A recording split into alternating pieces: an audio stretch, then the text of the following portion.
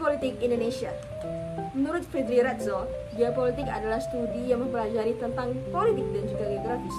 Secara lebih luas, geopolitik adalah hubungan antara geografi dan juga politik, di mana letak geografis suatu negara dan juga sumber daya alamnya mempengaruhi bagaimana negara itu berpolitik dengan negara-negara lain.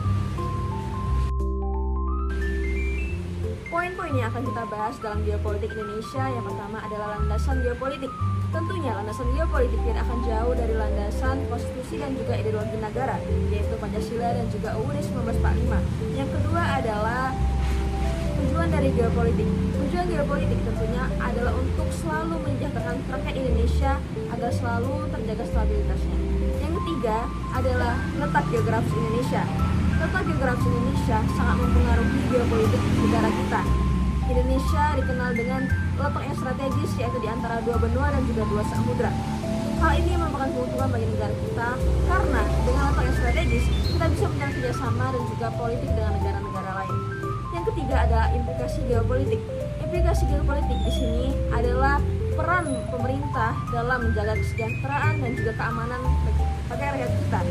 Hal ini seperti contoh, pemerintah harus selalu memperdayakan sumber daya alam dan juga mendistribusikannya ke seluruh Indonesia agar rakyat-rakyat dapat selalu merasakan dan juga menggunakan sumber daya alam tersebut. Yang terakhir ada wawasan Nusantara. Wawasan Nusantara adalah cara pandang bangsa Indonesia terhadap keanekaragaman budaya yang ada di Indonesia sebagai satu kesatuan yang utuh. Adapun hal-hal yang harus selalu kita tanamkan dalam diri kita mengenai wawasan Nusantara. Yang pertama adalah Indonesia adalah suatu kesatuan wilayah, satu darat, laut maupun udara. Yang kedua, Indonesia harus selalu mempertahankan dan memperjuangkan stabilitas nasional. Ketiga, Indonesia harus selalu menganggap bahwa keanekaragaman budaya itu adalah suatu penguat, bukanlah suatu pemecah belah. Baiklah, di sini saya akan melanjutkan materi, yaitu nilai-nilai wawasan negara di kehidupan berbangsa dan bernegara. Yang pertama, nilai dasar, bersumber dari Pancasila sebagai ideologi bangsa. Kedua, nilai instrumental, terwujud dalam aturan, hukum, kebijakan, dan norma yang berlaku. Ketiga, nilai praktis, bisa dilihat dalam masyarakat sehari-hari dan penyelenggaraan negara.